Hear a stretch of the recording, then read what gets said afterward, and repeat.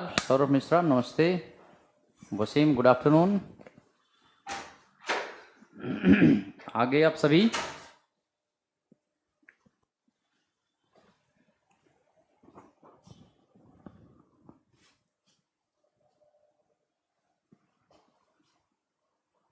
तो स्टार्ट किया जाए। सेकेंड वर्ल्ड वार बता रहे थे आपको। दूसरा विश्व युद्ध। सेकेंड वर्ल्ड वार में एक तरफ एक्सिस पावर, दूसरी तरफ एलाइज पावर्स। एक्सिस पावर हार गई, एलाइज पावर्स जीत गई। जयप्रकाश कुमार प्रणाम भाई।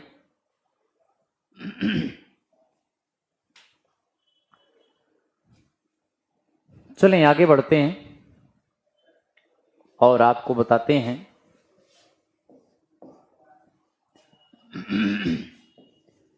23 मार्च 1940 को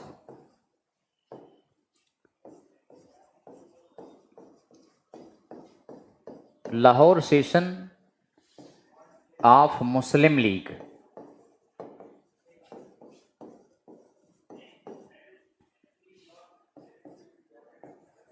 एम.ए. जिन्ना, मोहम्मद अली जिन्ना ये अध्यक्ष थे। अमृत राज प्रणाम भाई। तो 23 मार्च 1940 को मोहम्मद अली जिन्ना के नेतृत्व में मुस्लिम लीग का लाहौर अधिवेशन बुलाया गया था। इसमें मोहम्मद अली जिन्ना ने 14 सूत्री कार्यक्रम पेश किया था। जिन्ना का 14 फार्मूलास इसी समय आया था।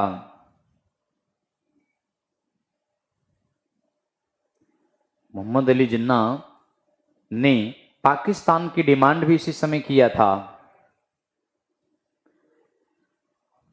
कायदे आजम, वसीम कह रहे हैं कायदे आजम, बिल्कुल सही है।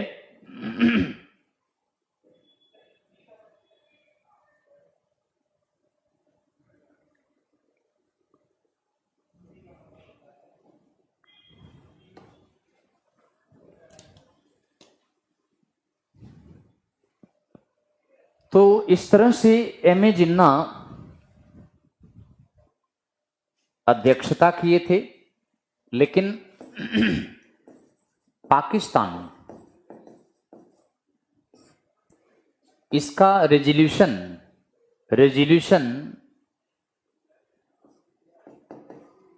फजल उल हक लाए थे।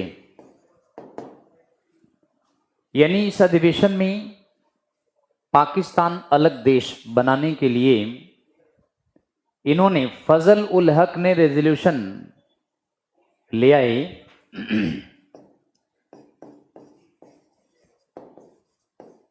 खलिकुस जमन, इन्होंने इस प्रस्ताव का अनुमोदन किया था। तो अगर ऐसा कोई प्रश्न पूछा जाए कि पाकिस्तान का प्रस्ताव लाहौर सेशन में कौन लाया, तो फजल उल हक लाए थे भाई।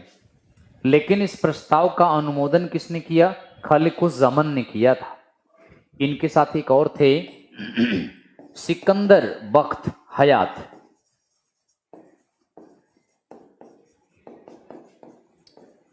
ये इन्होंने भी अनुमोदन किया था। तो ये प्रश्न कई दफा पूछा गया है, लेकिन सिंपल क्वेश्चन नहीं है। ये आईएएस वगैरह में आया है क्वेश्चन। आईएएस के जीएस पेपर का क्वेश्चन है कि पाकिस्तान प्रस्ताव का अनुमोदन किसने किया था? खलिकुस जमन ने। पाकिस्तान ये देश अलग बनाने के लिए रेजोल्यूशन मुस्लिम लीग के लाहौर सेशन में इन्होंने प्रपोज किया था और ये अनुमोदन किए थे। जबकि पाकिस्तान ये शब्द रहमत अली ने चौधरी रहमत अली मोहम्मद इकबाल ने पाकिस्तान शब्द क्रिएट किया था, बनाया था। तो अलग अलग बातें हैं। अगर आप देखें तो पाकिस्तान शब्द के क्रिएटर चौधरी रहमत अली हैं, लेकिन चौधरी रहमत अली ने 1933 में पंजाब से पी लिया, अफगानिस्तान से ए लिया, कश्मीर से के लिया, इंडस से आई लिया, बलूचिस्तान से स्थान लिया था। तो पंजाब से पी, अफगानिस्तान से ए, कश्मीर से के, इंडस से आई, बलूचिस्तान से ये स्थान शब्द लिया है। इसको मिला के पाकिस्तान नाम दिया गया है।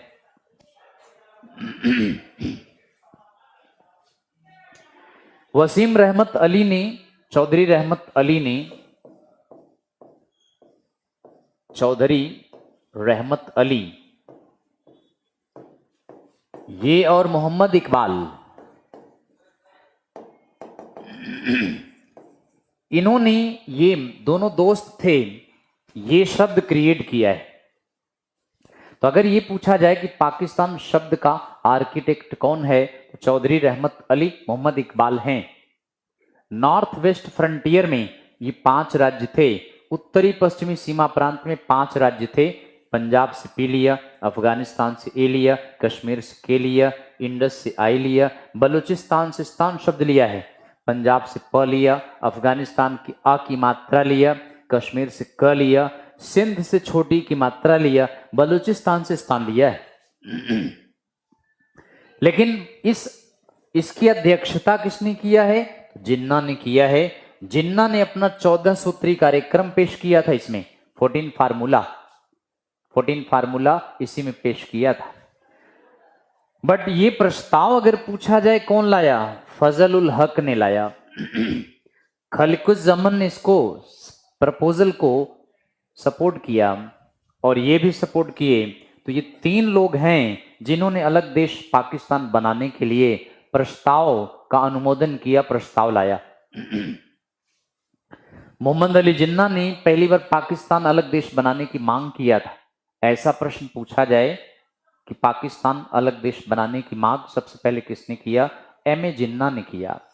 लेकिन प्रस्ताव कौन लाया, किसने सपोर्ट किया? ये तीनों ने किया है। बाकी पाकिस्तान शब्द किसने क्रिएट किया? चौधरी रहमत अली, मोहम्मद इकबाल ने किया है। ये दोनों फास्ट फ्रेंड थे, कैम्ब्रिज विश्वविद्यालय में स्टडी कर रहे थे। अच्छा, कहीं कहीं ईयर दिया है 1930। 14 फार्मूलाज में यही पाकिस्तान बनाने को लेकर सारे पॉइंट्स हैं। इसमें पाकिस्तान को बनाने में पाकिस्तान में कौन कौन से राज्य होंगे, पाकिस्तान के लिए कहाँ कहाँ प्लेबिसाइड किया जाए, बहुत सारी बातें हैं। ये मेंस वंस में लिखने के लिए आता है 14 फार्मूला। सिंपली 14 फार्मूला में एक पॉइंट है पाकिस्तान अलग देश बनाने की मांग, और उसके लिए इन्होंने अपना पूरा खाका दिया है, कैसे कैसे कहाँ कहाँ कौन कौन सा एरिया लिया जाएगा, कैसे बनाया जाए, ये सारी बातें हैं इसमें। बाकी इसको देख लेना आप बुक्स वगैरह में, बुक्स में देख लेना, इसको बहुत डिटेल में है, IAS OAS में पढ़ाते हैं ये। तो अब आप आगे देखें, आपको शायद ये पता है 23 मार्च को पाकिस्तान डे होता है। हर साल पाकिस्तान डे के रूप में मनाया जाता है। और इंडिया में 23 मार्च को शहीदी दिवस होता है। इंडिया में मार्टियर्स डे होता है।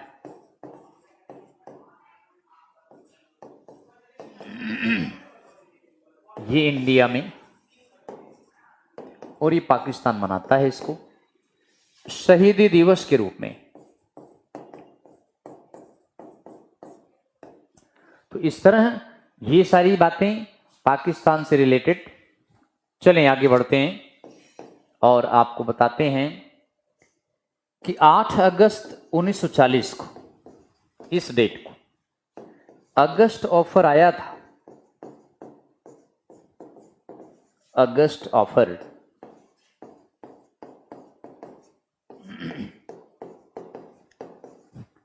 अगस्त प्रस्ताव लाया गया है। अब आप देखिए, फर्स्ट सेकेंड वर्ल्ड वार चल रहा था।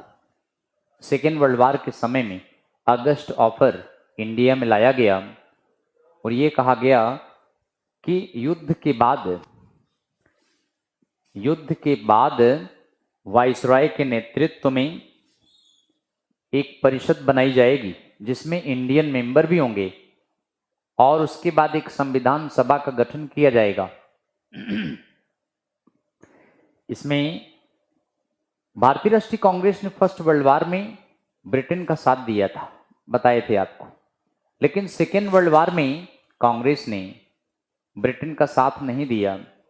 जबरदस्ती इंडिया को सेकेंड वर्ल्ड वार में पार्टी बना लिया, यानी शामिल कर लिया। इसीलिए कांग्रेस का सपोर्ट लेने के लिए लॉर्ड लिनलिथगो अगस्ट ऑफर लाया। इस अगस्ट ऑफर में एक खास बात है। अगस्ट ऑफर के द्वारा कहा गया कि एक वार एडवाइजरी काउंसिल बनेगी, यानी एक युद्ध सलाहकार परिषद का गठन किया जाए जिसमें सभी दलों के प्रतिनिधि होंगे, प्रिंसली स्टेट के भी प्रतिनिधि होंगे, वाइसरॉय इसका इंचार्ज होगा यानी हेड होगा। युद्ध से रिलेटेड मामले पर एडवाइजरी काउंसिल यानी वार एडवाइजरी काउंसिल वाइसरॉय को सलाह देगी क्या करना है क्या नहीं करना है। लेकिन सब तो ठीक था, बट यह है कि वार एडवाइजरी काउंसिल का अध्यक्ष वाइसरॉय ये वार एडवाइजरी काउंसिल की बात माने या ना माने ये उस पर डिपेंड करेगा। इस बात को लेकर के भारतीय राष्ट्रीय कांग्रेस यानी इंडियन नेशनल कांग्रेस ने अगस्ट ऑफर प्रस्ताव को ठुकरा दिया। मुस्लिम लीग ने सपोर्ट किया था, कारण कि मुस्लिम लीग को अलग देश पाकिस्तान बनवाना था, इसलिए कांग्रेस ने अगस्ट ऑफर को नहीं माना।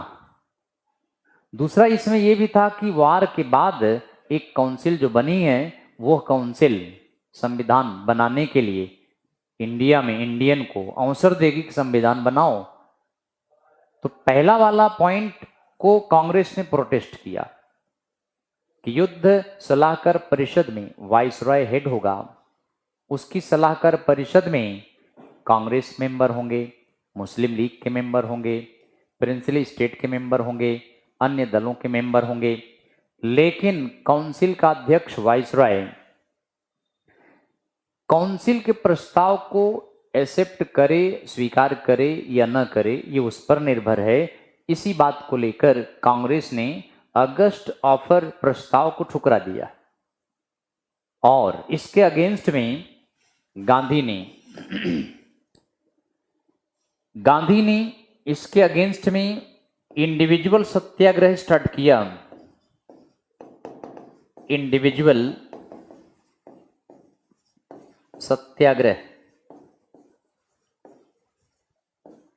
व्यक्तिगत सत्याग्रह,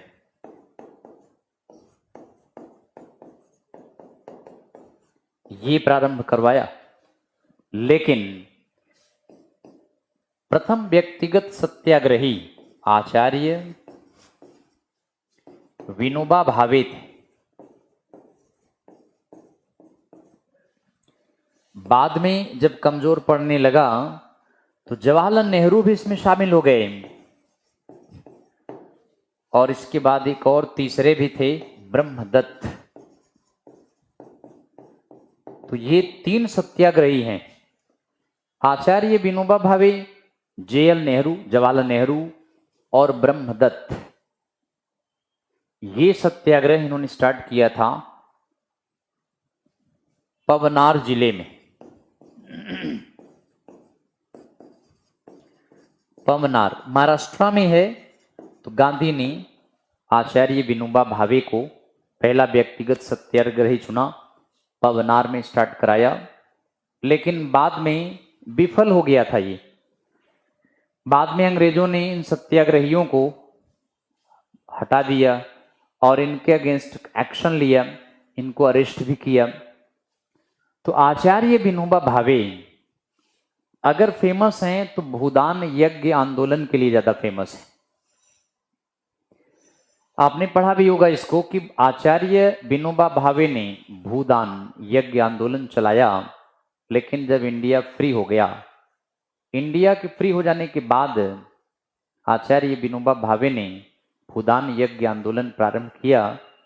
और ये भूदान यज्ञ आंदोलन इन्होंने आज की डेट में तेलंगाना में एक जगह है नालगोंडा से स्टार्ट किया था।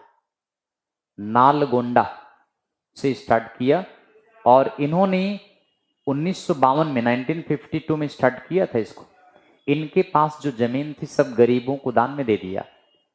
और इसके अलावा इनसे प्रभावित होकर कई प्रिंसली राज्यों के राजकुमार और राजाओं ने भी इस काम में बढ़ चढ़कर भाग लिया था। आचार्य विनोबा भावे का ये कार्य सोशल अपलिफ्टमेंट के लिए जाना जाता है। इसीलिए 1959 में आचार्य विनोबा भावे को रमन मैगसेसे पुरस्कार दिया गया है, जिसे एशिया का नोबेल प्राइज भी कहा जाता है। एशिया का नोबेल प्राइज सोशल फील्ड में आचार्य विनोबा भावे को दिया गया। और आचार्य विनोबा भावे पहले इंडियन हैं जिनको रमन मैगसेसे पुरस्कार दिया है। ये पुरस्कार मनीला से दिया जाता है और अब तो 6 क्षेत्र में देते हैं। ये मेन क्षेत्र सोशल वर्क, गवर्नमेंट वर्क है, तमाम फील्ड्स हैं अब। बट ऐसा कोई प्रश्न पूछा जाए कि आचार्य विनोबा भावे को किस वर्ष का मिला है, तो 1959 का दिया है। इस काम के लिए आचार्य विनोबा भावे ज्यादा फेमस है। चले हम आगे बढ़ाते हैं। अर्जुन कुमार भी आ गए लाइन पे, गुड आफ्टरनून। इससे आगे देखिए 1940 में राजा Mahendra Pratap,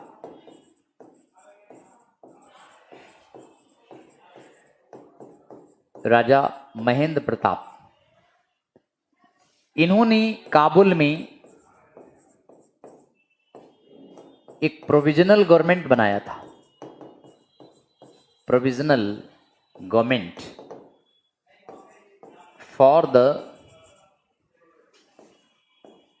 freedom of India. Bharat की आजादी के लिए, इंडिया की आजादी के लिए एक अस्थायी सरकार का गठन किया गया था अफगानिस्तान के काबुल में। Mahadev Gope good afternoon, Ajit Kumar Yadav good evening. सभी लोग आ गए हैं, जुड़ गए हैं, ध्यान दें। 1940 में राजा महेंद्र प्रताप ने इंडिया से बाहर जाकर के काबुल में अस्थायी सरकार का गठन किया था। तो इंडिया से बाहर बनी पहली अस्थायी सरकार है। इंडिया को फ्री कराने के लिए ये अस्थायी सरकार इंडिया से बाहर बनाए हैं काबुल अफगानिस्तान में। और इसी काबुल के रास्ते से 1941 में सुभाष चंद्र बोस इंडिया से भेष बदलकर चले गए थे। 1941 में सुभाष चंद्र बोस इंडिया से डिस्गाइज करके काबुल के रास्ते चले गए थे, क्योंकि ब्रिटिश गवर्नमेंट क्रांतिकारी नेताओं को फर्स्ट वर्ल्ड वार के पश्चात अरेस्ट कर रही थी। तो राजा महेंद्र प्रताप ने 1941 में सुभाष चंद्र बोस को इंडिया से भगाने में काफी योगदान दिया। बाद में सुभाष चंद्र बोस इंडिया से जर्मनी गए, एडोल्फ हिटलर से मिले, वहां से जापान आए और वहां इनको रास बिहारी बोस मिले। तो इस तरह से सिंगापुर पहुंचे हैं। तो तमाम बातें हैं, समझ रहे हैं आप। तो ये बेहद इंपॉर्टेंट पॉइंट है। कई बार ये प्रश्न पूछा गया है कि इंडिया में, इंडिया के बाहर बनाई गई अस्थायी सरकार किसने बनाया। तो इंडिया से बाहर एक अस्थायी सरकार का गठन राजा महेंद्र प्रताप ने किया था।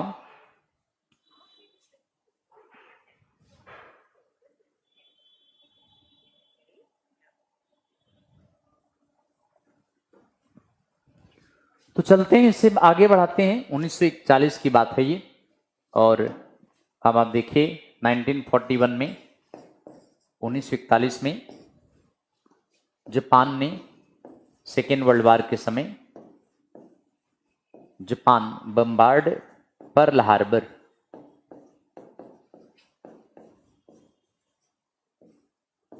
जापान ने अमेरिका के पर्ल हार्बर पर बम गिराया और यहां खड़े अमेरिका के कई जहाज नष्ट हो गए थे। इसी का बदला अमेरिका ने 9 अगस्त 1945, 6 अगस्त 1945, 9 अगस्त 1945 को जापान के हिरोशिमा पर, नागासाकी पर 2 एटम बम गिराकर इसका बदला लिया था। तो इस तरह से जापान ने देखा कि जापान ने यह देखा कि अमेरिका किस तरह ब्रिटेन, फ्रांस, रूस का साथ दे रहा है। तो जापान चाहता था कि अमेरिका खुलेआम सेकेंड वर्ल्ड वार में शामिल हो जाए। इसीलिए जापान ने अमेरिका को उकसाया और इसी वजह से 1941 में अमेरिका के पर्ल हार्बर पर एक सामान्य सा बम गिराया, जिससे कई जहाज अमेरिका के यहां नष्ट हो गए। और इस घटना के बाद अमेरिका जापान के खिलाफ सेकेंड वर्ल्ड वार में शामिल हुआ। तो जापान तो चाहता था कि अमेरिका आए, खुल के आए, पीठ पीछे वार न करे, फ्रंट में आके लड़े। इसीलिए जापान ने अमेरिका को उकसाया। इसका खामियाजा जापान को 1945 में भुगतना पड़ा, जब अमेरिका ने लिटिल बॉय, फैट मैन नामक 2 एटम बम ड्रॉप करके हिरोशिमा, नागासाकी को तबाह कर दिया था। और उसके बाद जापान की हार स्टार्ट हो गई थी, जबकि जर्मनी और इटली पहले से इनकी हार स्टार्ट हो गई थी। दरअसल जर्मनी ने क्या किया था, फ्रांस के ऊपर बड़ी तेजी से हमला किया और फ्रांस चाह रहा था कि नॉर्मंडी कोस्ट पर जर्मनी के खिलाफ लामबंदी किया जाए। फ्रांस ने ब्रिटेन से कहा कि नॉर्मंडी तट पर सेना उतारा जाए, लेकिन प्रारंभ में ब्रिटेन सहमति नहीं दिया। बाद में ब्रिटेन ने सहमति दिया अप्रैल 1940 के बाद। तो ब्रिटेन और फ्रांस की कंबाइंड लगभग 2 लाख सेना नॉर्मंदी तट पर उतारा गया। वहां से जर्मनी का आगे बढ़ना रुक गया। बाद में सर्दी का मौसम भी आ रहा था। जर्मन सेनाओं ने फ्रांस में प्रवेश कर लिया था। खंदकें खोदकर, आने वाले दिनों के लिए खंदकें खोदने लगे थे, क्योंकि सर्दी के महीने में वहां अपने आप को बचा सके, छिपा सके। खैर, नॉर्मंदी कोर्ट्स के ओपन होने के बाद जर्मनी का आगे बढ़ना रुक गया, लेकिन जर्मनी की एयरफोर्स ने फ्रांस के एयरफोर्स पर ताबड़तोड़ हमला कर दिया, जिससे फ्रांस की एयरफोर्स नष्ट हो गई थी। अच्छा, इसके बाद जर्मनी ने ब्रिटेन के रॉयल एयरफोर्स पर हमला करके तबाह करना चाहा, लेकिन ब्रिटेन के रॉयल एयरफोर्स ने जबरदस्त रिटेलिएट किया, जर्मनी की एयरफोर्स को ध्वस्त कर दिया। तो वहीं से जर्मनी का आगे बढ़ना रुक गया। बिल्कुल अरुण, ठीक है, आगे बढ़ते हैं।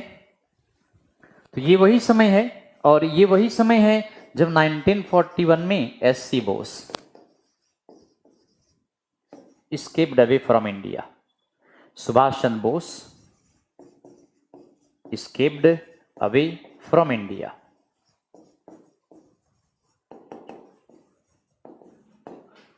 सुभाष चंद्र बोस इंडिया काबुल के रास्ते से गए थे, from the way of Kabul. Kabul के रास्ते एससी बोस इंडिया से चले गए भेष बदल कर। अगर ये इंडिया से ना भागते भेष बदल करके, तो अंग्रेज इनको अरेस्ट कर लेते, फिर एससी बोस अपने मकसद में कामयाब ना हो पाते। सुभाष चंद्र बोस का दोस्त एडोल्फ हिटलर था, इसलिए सुभाष चंद्र बोस जर्मनी गए और इसके बाद जर्मनी में एडोल्फ हिटलर से मिले। एडोल्फ हिटलर ने नेताजी की टाइटल एससी बोस को दिया, सुभाष चंद्र बोस को लीडर ऑफ इंडिया कहा, और इसके बाद जर्मनी ने सुभाष चंद्र बोस का पूरा सपोर्ट किया। इवन जर्मनी ने सुभाष चंद्र बोस को कहा कि वह अंग्रेजों के खिलाफ इंडिया में लड़ें, और फिर वहां से ये जापान गए। जापान में रास बिहारी बोस ऑलरेडी थे।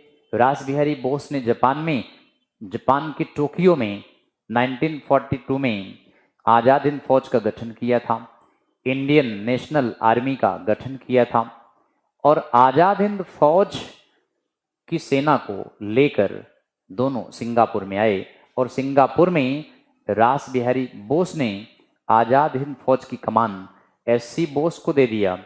एससी बोस ने सिंगापुर में 1943 में आजाद हिंद फौज का पुनर्गठन किया था। तो इस तरह से अगर ये ना भागते तो इनको बड़ी समस्या होती। ये यहां से चले गए और बाद में इन्होंने सारा ये काम किए जो आपको बता रहे हैं। चलिए अब आपको आगे बढ़ाते हैं और हम आपको ये बताते हैं कि किस तरह अगस्त प्रस्ताव में जब वाइसरॉय लिन लिथुगो सफल नहीं हो पाया, कांग्रेस का सपोर्ट हासिल नहीं कर पाया, कांग्रेस ब्रिटेन को धमकियां भी दे रही थी, इसलिए कांग्रेस का सपोर्ट लेने के लिए एक और प्रयास किया गया और 1942 में क्रिप्स मिशन प्रस्ताव लाया गया। ये प्रस्ताव 1942 में लाया गया। क्रिप्स मिशन प्रपोजल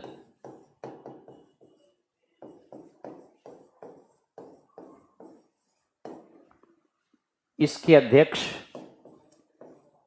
अध्यक्ष प्रेसिडेंट स्टैफोर्ड क्रिप्स थे। तो क्रिप्स मिशन प्रस्ताव के अध्यक्ष स्टैफोर्ड क्रिप्स थे।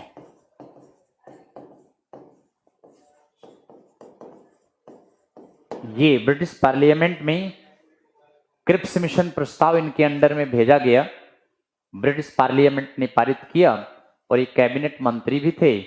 इनको कहा गया कि जाइए कांग्रेस को कुछ दे करके कांग्रेस का सपोर्ट सेकेंड वर्ल्ड वार में ले आइए। तो क्रिप्स मिशन प्रस्ताव इंडिया में आया, लेकिन आप जानते हैं क्रिप्स मिशन प्रपोजल इंडिया में कांग्रेस को कौन सा प्रस्ताव दिया? चलें आप लोग कुछ बताएं इसके बारे में, कौन सा प्रस्ताव दिया था? इमरान जी बताएं, अर्जुन भी बताएं, कौन सा प्रस्ताव क्रिप्स मिशन कांग्रेस को दिया और जिसके बाद कांग्रेस ने मना कर दिया प्रस्ताव लेने से, और फिर कांग्रेस ने इसके खिलाफ अपना अलग स्ट्रेटजी अपनाया।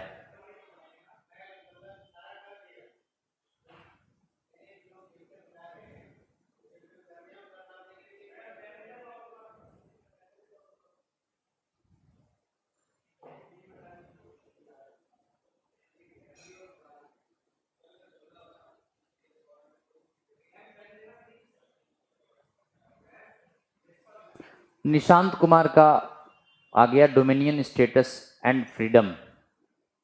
डोमिनियन स्टेटस और फ्रीडम दोनों अलग अलग बातें हैं। डोमिनियन स्टेटस ठीक लग रहा है आपका, फ्रीडम ठीक नहीं है।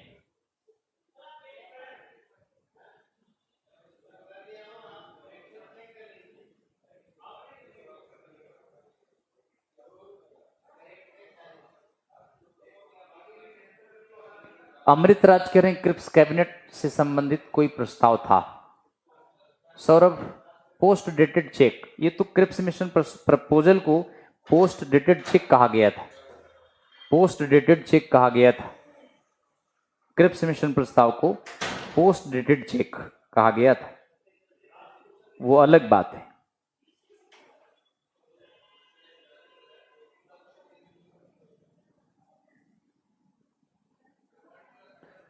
सौरभ पोस्ट डेटेड चेक का मतलब होता है बीते तिथि का चेक।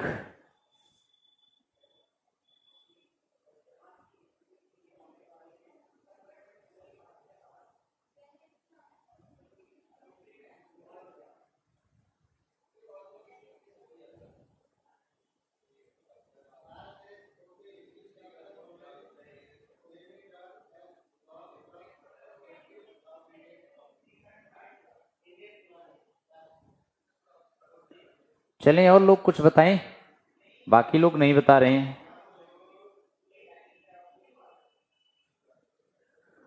चलिए मैं ही बताता हूं आपको। तो 1942 में क्रिप्स मिशन प्रस्ताव, इसका मेन उद्देश्य एक आप बताए हैं, आपने सौरभ ने बताए हैं, निशांत ने बताए हैं, संविधान सभा का गठन। बिल्कुल ठीक है, संविधान सभा का गठन कैबिनेट मिशन प्लान के द्वारा लाया गया था। क्रिप्स मिशन प्रपोजल में कांग्रेस का सपोर्ट लेने के लिए आया था। कांग्रेस को कहा कि आप स्वायत्तता ले लो, डोमिनियन स्टेटस ले लो। स्वायत्तता के बदले में कांग्रेस का सपोर्ट सेकेंड वर्ल्ड वॉर में चाहते थे। ठीक मैं बता रहा हूं, देखें। तो ब्रिटिश गवर्नमेंट यही चाहती थी। ब्रिटिश गवर्नमेंट आईएनसी का सपोर्ट चाहती थी। सेकेंड वर्ल्ड वॉर में कांग्रेस सपोर्ट करे और इसके बदले में कांग्रेस डोमिनियन स्टेटस ले ले। डोमिनियन स्टेटस यानी स्वायत्तता, ये कांग्रेस ले ले और इसके बदले में सेकेंड वर्ल्ड वॉर में ब्रिटेन का सपोर्ट कर दे। अर्जुन कुमार बहुत लंबा चौड़ा लिख दिया। क्रिप्स मिशन मार्च 1942 में ब्रिटिश सरकार द्वारा भारत भेजा गया एक मिशन था जिसका उद्देश्य द्वितीय विश्व के समय अपने लिए भारत का पूर्ण सहयोग प्राप्त करना था। सर स्टैफोर्ड क्रिप्स के अध्यक्ष थे। विंस्टन चर्चिल के मंत्रिमंडल के सामर्थ्य झुकाव वाले एक वरिष्ठ राजनेता मंत्री थे। बिल्कुल सही है, ये सब ठीक है। आपने इसमें उद्देश्य बताया ही नहीं, सारी कथा आपने बता दिया। सत्येंद्र सिंह सर, बिल्कुल सारी कथा बता दी आपने, लेकिन इसका एम नहीं दिया है इसमें आपने।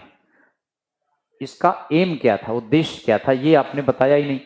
इसका उद्देश्य मैं बता दिया हूं, ये था ब्रिटिश गवर्नमेंट स्वायत्तता के बदले में कांग्रेस का सेकेंड वर्ल्ड वॉर में सपोर्ट चाहती थी, लेकिन गांधी के नेतृत्व में कांग्रेस ने इस प्रस्ताव को पोस्ट डेटेड चेक कहा। गांधी ने यह कहा कि यह एक पोस्ट डेटेड चेक है, यानी बीते तिथि का चेक है। सत्येंद्र पीडीएफ के चक्कर मत पड़ो और पढ़ाई पे फोकस करो। आप में से अगर किसी ने ये नोट्स हमने जो बनवा रहे हैं बोर्ड पर, या जो आप बना रहे हैं कोई नोट्स, कोई भी जिसके पास अच्छी राइटिंग में नोट्स बना रहे हों, एक पीडीएफ बना लीजिए और प्लीज़ मुझे भेज दीजिए। मैं इसको इंस्टाग्राम या टेलीग्राम पे ये अपलोड करवा देता हूँ। इससे बेहतर काम नहीं हो सकता है। अगर ऐसा कोई स्टूडेंट है जो बेहतरीन नोट्स हमारे बना रहे हैं, जो हम बता रहे हैं उसको, तो प्लीज़ आप उसको बताइए और पीडीएफ बना के हमें या फिर टाइम्स कोचिंग के मैनेजमेंट को दे दीजिए। हम इसको अपलोड करा दें, बच्चों की शिकायतें दूर हो जाएंगी। ऐसा है अगर कोई? विकास सिंह मैंने बनाया है सर। हिंदी में विकास या इंग्लिश में?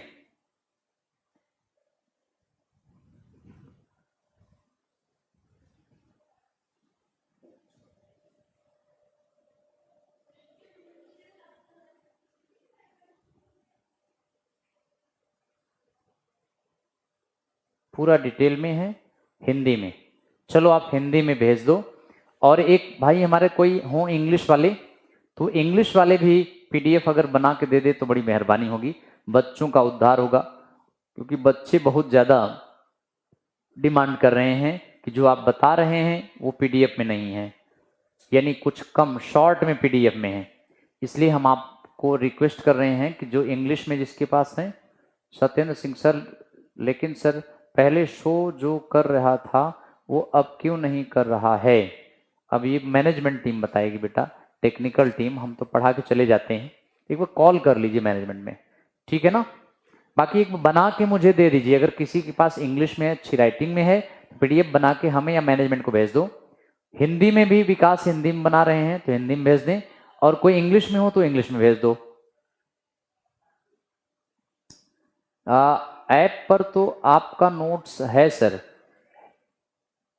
बच्चे कह रहे हैं है ही नहीं, मैंने तो पीडीएफ आज तक खोल के देखा भी नहीं। चलो अब आप देख लीजिए, जैसा भी हो बेटे आप बना लो। सत्येंद्र ओके, चलिए प्रयास करें कि मुझे भेजें। तो अब आप आइए, क्रिप्स मिशन के बारे में हम बता रहे थे। कांग्रेस स्वायत्तता के बदले में, कांग्रेस स्वायत्तता चाहती थी, कांग्रेस स्वायत्तता नहीं, कांग्रेस को फुल इंडिपेंडेंस चाहिए।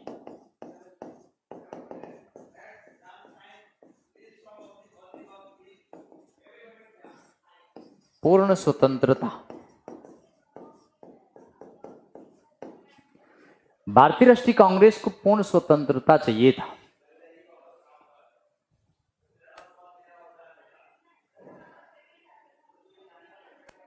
चलें वसीम आगे बढ़ते हैं। भारतीय राष्ट्रीय कांग्रेस ने कहा कि हमें पूर्ण स्वतंत्रता चाहिए, जबकि ब्रिटिश गवर्नमेंट कह रही थी नहीं, डोमिनियन स्टेटस ले लो, सेकेंड वर्ल्ड वॉर में कांग्रेस का सपोर्ट कर दो। इसलिए गांधी ने इस प्रस्ताव को क्या कहा? गांधी ने इसे पोस्ट डेटेड चेक बताया। Post dated cheque on crashing bank. ध्वस्त होती बैंक का बीते तिथि का चेक बताया। दिवालिया होती बैंक का, दिवालिया होती बैंक का बीते तिथि का चेक बताया। नेहरू ने ब्लैंक चेक कहा। नेहरू ने दिवालिया होती बैंक का ब्लैंक चेक, खाली चेक कहा।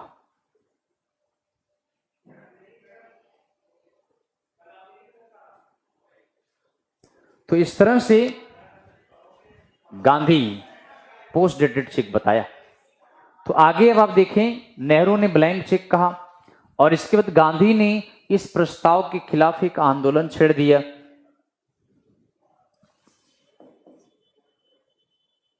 आठ अगस्त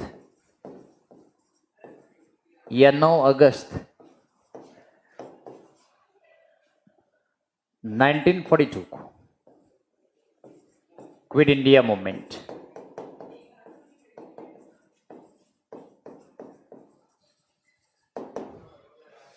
भारत छोड़ो आंदोलन।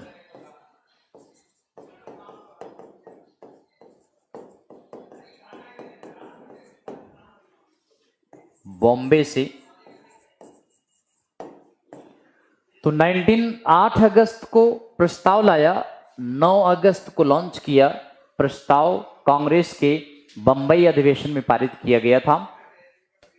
प्रस्ताव बंबई के कांग्रेस अधिवेशन में पारित करके 9 अगस्त को लॉन्च कर दिया। ब्रिटिश गवर्नमेंट इनके इस आंदोलन के खिलाफ कांग्रेस नेताओं को अरेस्ट करने लगी। यानी कुल मिला के कांग्रेस नेताओं में गांधी को अरेस्ट कर लिया गया। गांधी बॉम्बे में, पुणे में इनको अरेस्ट कर लिया। बॉम्बे में यानी पुणे में इनको अरेस्ट कर लिया गया।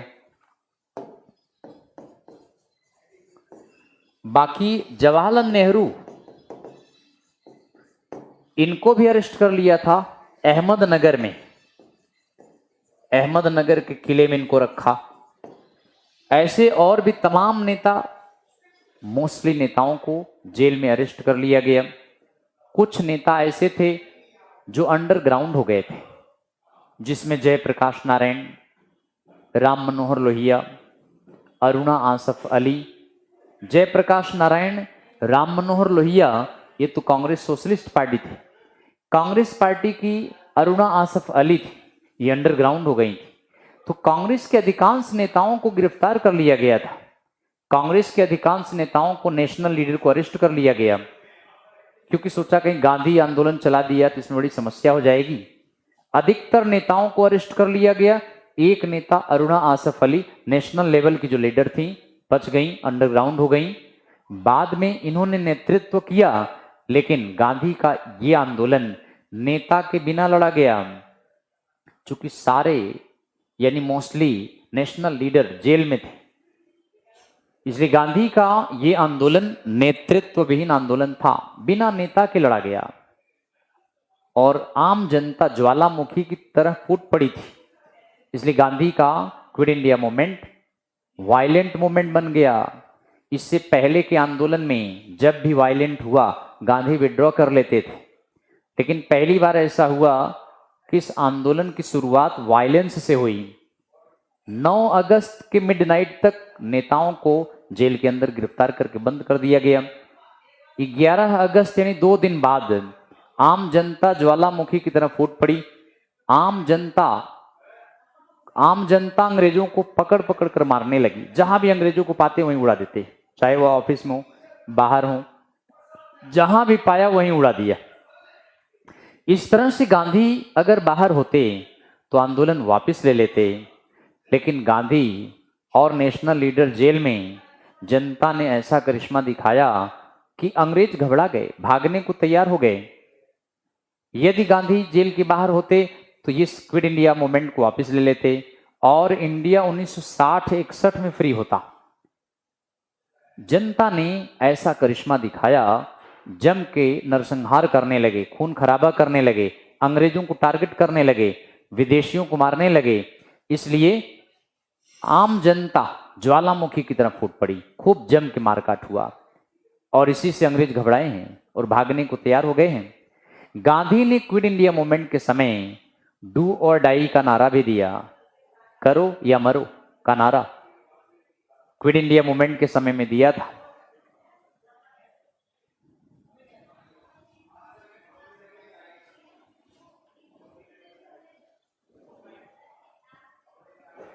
तो बताइए, क्लियर हो गया? अर्जुन आपकी बात को देखते हैं। अमृतराज गांधी या नेहरू? क्या गांधी या नेहरू? गांधी नेहरू ने क्या किया? अमृतराज क्या पूछना चाह रहे हो?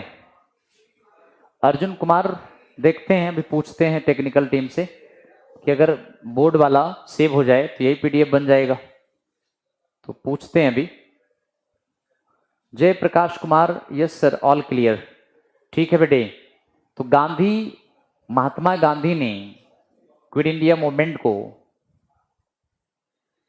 अच्छा, डू और डाई महात्मा गांधी ने दिया था बेटे, नेहरू ने आराम हराम है कहा था। ठीक है जयप्रकाश, चल रहे हैं, आगे बढ़ते हैं। अमृतराज दिवाली अबन का चेक, गांधी बोले कि नेहरू? दिवाली अबन का चेक क्या है? तुम क्या लिख रहे हो यार? अबन का चेक, अमृतराज क्या लिख रहे हो?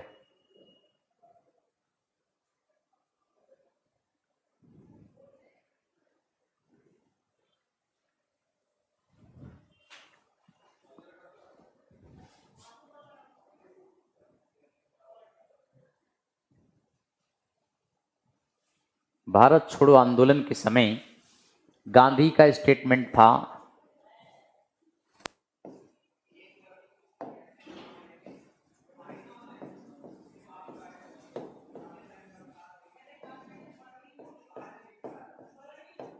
भारत छोड़ो आंदोलन को गांधी ने कहा, दिवालिया होती बैंक का बीते तिथि का चेक।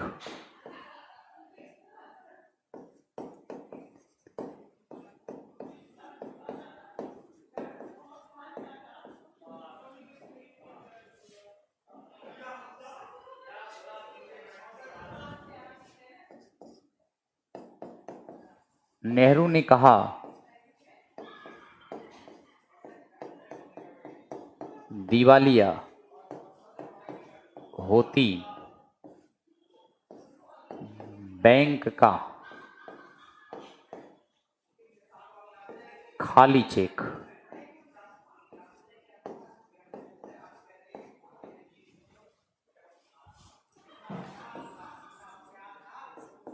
क्रिप्स मिशन प्रस्ताव के इन्होंने कहा था।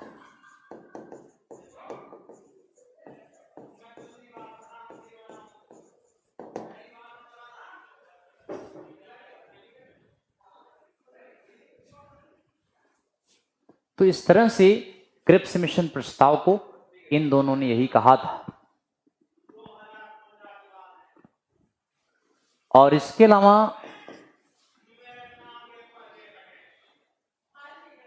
ये क्विट इंडिया,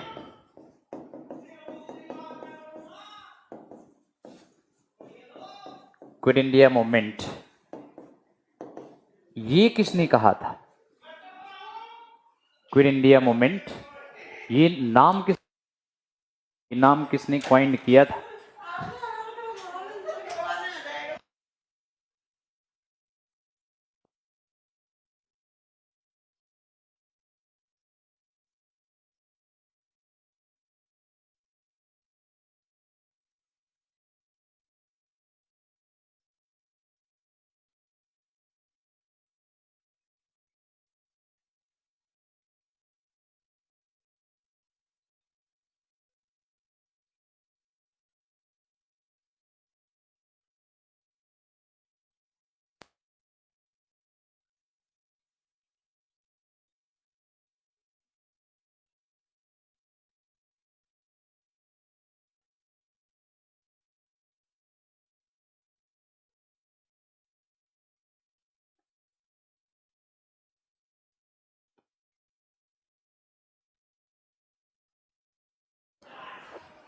तो ये प्रश्न हमने आपसे भी पूछा कि ये शब्द किसने क्वाइंड किया था? Coined by. वैसे प्रस्ताव कई चीजों का लाया गया। किसी ने कहा लीव इंडिया रखो, किसी ने कहा क्विट इंडिया रखो, और किसी ने कहा लेफ्ट लीव इंडिया। तो इसमें यह बताना है कि क्विट इंडिया, ये क्विट इंडिया नाम किसने क्वाइंड किया था? क्विट इंडिया, जैसे हमने एक पूछा था आपसे साइमन गो बैक, ये तो कई लोगों ने दिया था साइमन वापस जाओ, लेकिन प्रश्न ये है कि साइमन गो बैक ये शब्द क्वाइंड किसने किया था? ऐसे क्विट इंडिया मूवमेंट गांधी ने लॉन्च किया, लेकिन इसको बनाया किसने था? प्रश्न का उत्तर एम के गांधी, जयप्रकाश जी बता रहे हैं। और कोई?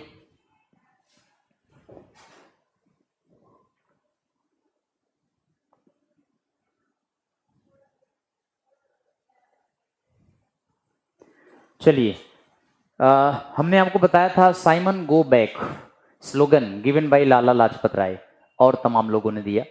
अब आप बताइए साइमन गो बैक ये शब्द किसने क्वाइंड किया था? साइमन गो बैक ये शब्द किसने क्वाइंड किया? जिसने साइमन गो बैक शब्द क्वाइंड किया, बनाया, उसी ने क्विट इंडिया शब्द को भी क्वाइंड किया है, यानी यूसुफ मेहर अली ने। यूसुफ मेहर अली बॉम्बे के फर्स्ट मेयर थे, इन्होंने क्विट इंडिया शब्द को क्वाइन किया। बिल्कुल वसीम, सही बात, ठीक है। तो क्विट इंडिया मूवमेंट, हाँ यूसुफ मेहर अली, विकास सिंह ठीक है, सौरभ भी ठीक बता रहे हैं। तो सेम याद रखें, ये शब्द भी इन्होंने क्वाइन किया है, ये भी कई बार प्रश्न पूछा जा चुका है।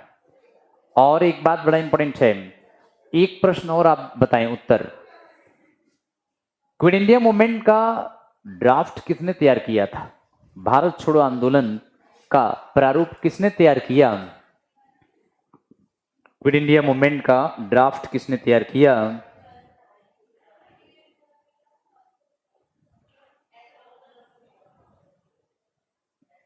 Quit India movement Mahatma Gandhi ने।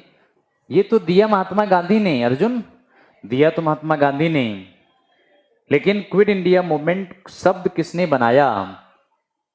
जयप्रकाश कुमार बता रहे हैं महात्मा गांधी। और कोई, किसी का और आंसर?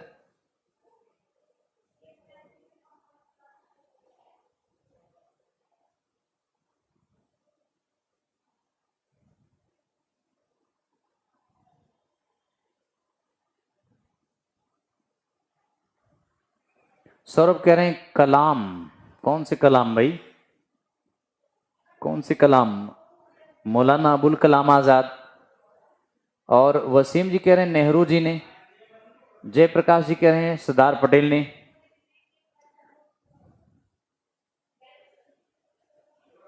वसीम जी बिल्कुल सही बता रहे हैं, वसीम जी का आंसर सही निकला। और जयप्रकाश जी सरदार पटेल नहीं थे, ये शब्द इसका ड्राफ्ट जवाहरलाल नेहरू ने दिया था। Jawaharlal Nehru drafted the resolution of quit India movement. Jawaharlal Nehru ने भारत छोड़ो आंदोलन का ड्राफ्ट तैयार किया था। मौलाना अबुल कलाम आजाद नहीं होगा, ये भी उपस्थित थे, बट ये आंसर नहीं है। जवाहरलाल नेहरू ये इंपॉर्टेंट है। तो इस तरह से भारत छोड़ो आंदोलन प्रारंभ किया गया और भारत छोड़ो आंदोलन के समय जम के हिंसा हुई। अब अगर ये पूछा जाए कि गांधी का ये आंदोलन कैसे अलग था, तो गांधी का क्विट इंडिया मूवमेंट ये ऐसा आंदोलन है जो हिंसा का रूप ले लिया था, फुली वायलेंट मूवमेंट था, पूर्ण रूप से हिंसा का रूप ले लिया था। और ये लीडरलेस मूवमेंट था, लीडरलेस, नेता के बिना लड़ा गया था। और इसके बाद इसको स्पॉन्टेनियस मूवमेंट भी कहा जाता है। स्पॉन्टेनियस मूवमेंट यानी स्वतः स्फूर्ति आंदोलन, स्वतः स्फूर्ति आंदोलन कहा गया है। तो गांधी का ये आंदोलन स्पॉन्टेनियस मूवमेंट था, स्वतः स्फूर्ति आंदोलन।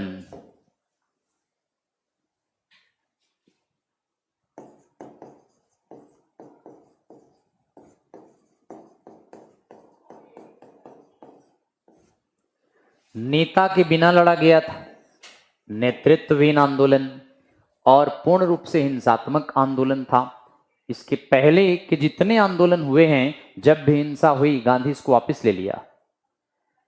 अर्जुन ब्रिटिश अंपायर, वसीम जनता ने पूरा हटाओ में लिया था। तो इस तरह से गांधी का आंदोलन बड़ा ही हिंसात्मक था। गांधी को यरवदा या गांधी को पूना में आगा खान पैलेस में बंधक बनाया गया, बंद कर दिया।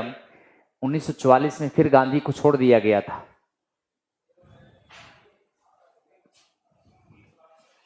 चलें अगले पॉइंट पे चलते हैं। नेक्स्ट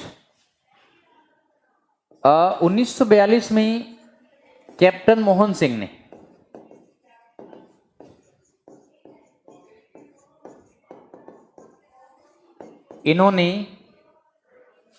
कैप्टन मोहन सिंह ने इंडियन नेशनल आर्मी का गठन किया था।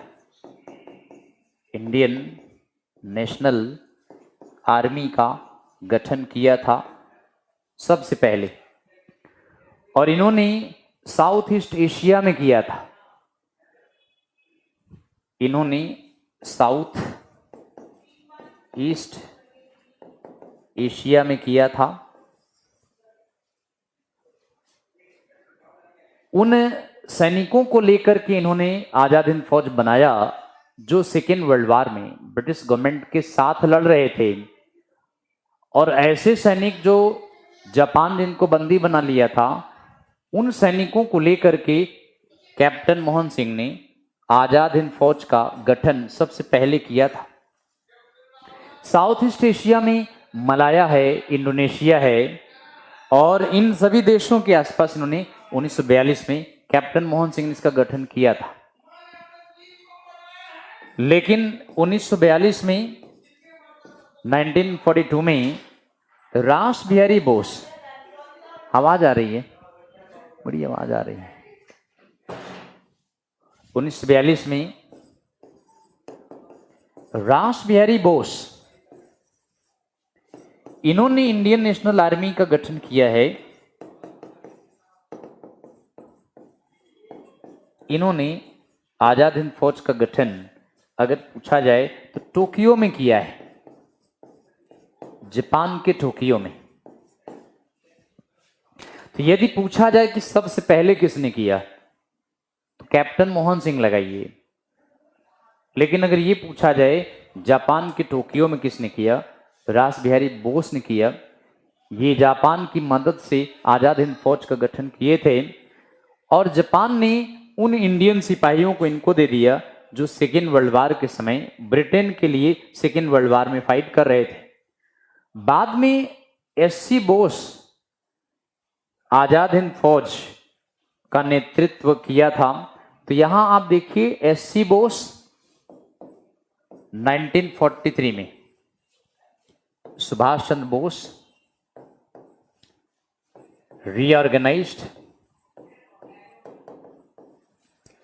इंडियन नेशनल आर्मी, इन्होंने सिंगापुर में पुनर्गठित किया। सिंगापुर से ब्रिटिश गवर्नमेंट को हटाया। वसीम ध्यान रखें, अगर ये पूछा जाए कि सबसे पहले आजाद हिंद फौज का गठन किसने किया तो कैप्टन मोहन सिंह ने किया। अगर ये पूछा जाए कि आजाद हिंद फौज का गठन किसने किया सबसे पहले ना दिया, केवल यही प्रश्न पूछे कि आजाद हिंद फौज का गठन किसने किया तो सुभाष चंद्र बोस ने किया। लेकिन अगर ये प्रश्न में आ जाए कि सबसे पहले किसने किया, कैप्टन मोहन सिंह ने किया। कैप्टन मोहन सिंह वाला फेल हो गया था, सफल नहीं हो पाया, इसलिए कैप्टन मोहन सिंह ने सबसे पहले किया तो, लेकिन सफल नहीं हो पाया, असफल रहा। रास बिहारी बोस इन्होंने 1942 में जापान के टोक्यो में आजाद हिंद फौज का गठन किया, लेकिन एससी बोस जर्मनी से जापान आए। फिर रास बिहारी बोस और एससी बोस दोनों आजाद हिंद फौज को लेकर के सिंगापुर आए। सिंगापुर में ब्रिटिश गवर्नमेंट थी, यानी वहां पर अंग्रेजों का शासन था, उनको वहां से भगाया, सिंगापुर पर अधिकार कर लिया। 1943 में सिंगापुर में एससी बोस ने एक अस्थायी सरकार बनाया और यहीं पर एससी बोस ने आजाद हिंद फौज का पुनर्गठन किया और फिर यहीं पर आजाद हिंद रेडियो से 6 जुलाई 1944 को गांधी के नाम एक संदेश दिया, गांधी से आशीर्वाद लेने के लिए। और उन्होंने यहीं पर आजाद हिंद रेडियो से एससी बोस ने गांधी को फादर ऑफ नेशन भी कहा था। आजाद हिंद रेडियो सिंगापुर के से यहां पर इन्होंने प्रसारण किया था। तो आप अगर समझ गए होंगे, अगर ये प्रश्न पूछा जाए कि सबसे पहले किसने किया, कैप्टन मोहन सिंह ने किया। टोक्यो में किसने बनाया, रासबिहारी बोस ने बनाया। और अगर कहीं प्लेस न दिया हो, केवल ये कहा जाए आजाद हिंद फौज का गठन किसने किया तो सुभाष चंद्र बोस ने किया। यदि ये प्रश्न किया जाए आजाद हिंद फौज का पुनर्गठन सिंगापुर में किसने किया, एससी बोस ने किया। सुभाष चंद्र बोस ने रीऑर्गेनाइज किया। एससी बोस ने सिंगापुर में एक अस्थायी सरकार बनाया, यानी प्रोविजनल गवर्नमेंट बनाई, और यहीं पर सुभाष चंद्र बोस ने आजाद हिंद फौज का 1943 में पुनर्गठन किया। आजाद हिंद रेडियो से एससी बोस ने प्रसारण किया गांधी के नाम, गांधी से आशीर्वाद लेने के लिए। क्लियर हो गया होगा, ठीक है, आगे बढ़ते हैं। तो सिंगापुर बड़ा इंपॉर्टेंट प्लेस है। आईएनए का पुनर्गठन किया और यहीं पर 1943 में एससी बोस फाउंडेड अ provisional government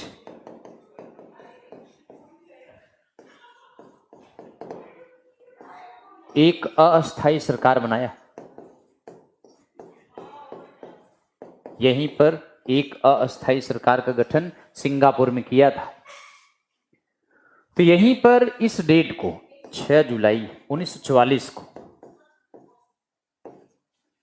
Azad Hind radio, Azad Hind radio broadcast, Azad Hind radio प्रसारण से एससी बोस ने गांधी को फादर ऑफ नेशन कहा था।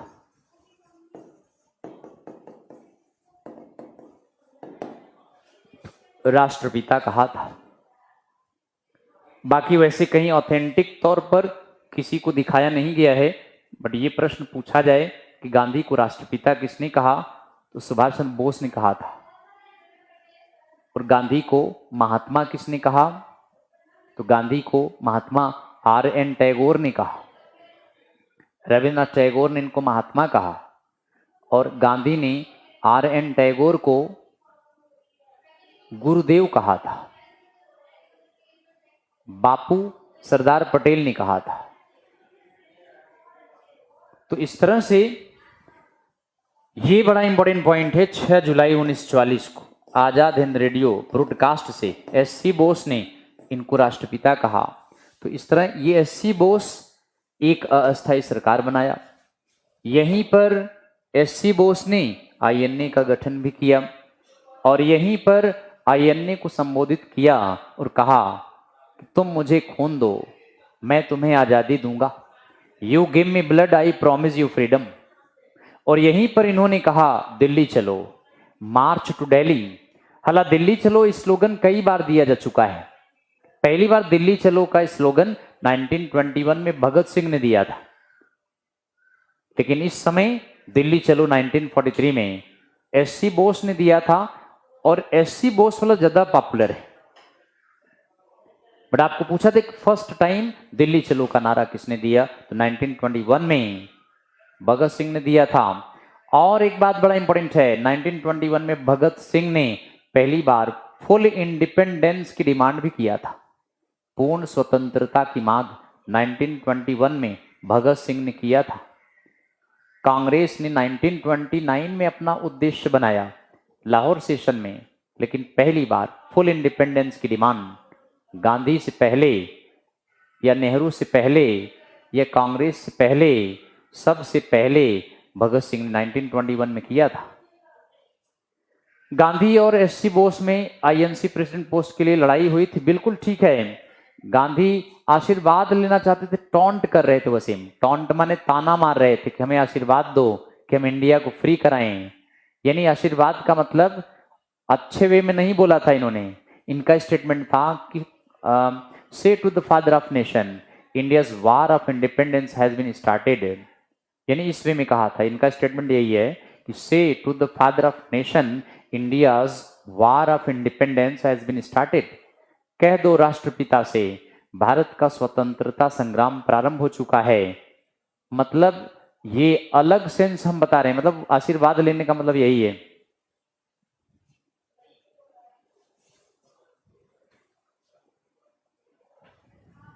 चलें आगे बढ़ते हैं, अगले पॉइंट पे चलते हैं।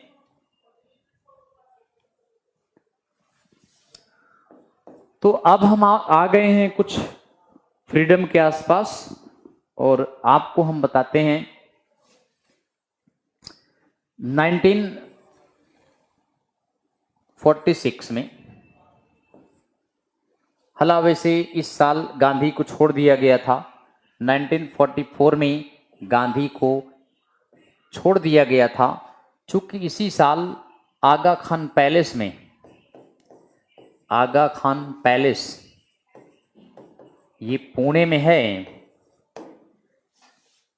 यहीं पर कस्तूरबा गांधी का देहांत हो गया। यहीं पर कस्तूरबा गांधी 1945 में मर गई थी। तो ये पॉइंट भी इंपॉर्टेंट है।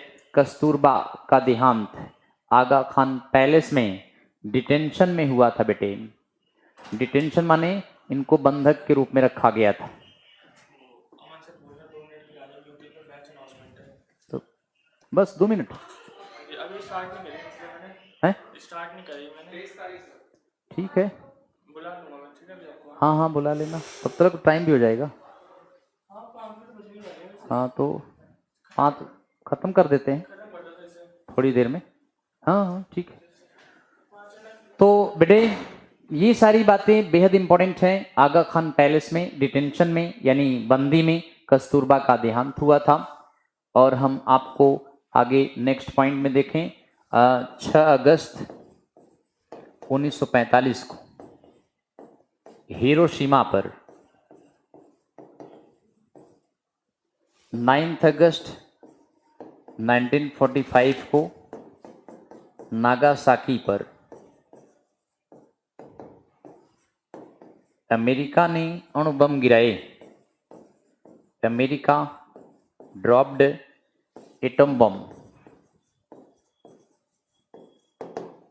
यानी 1941 का बदला भी लिया।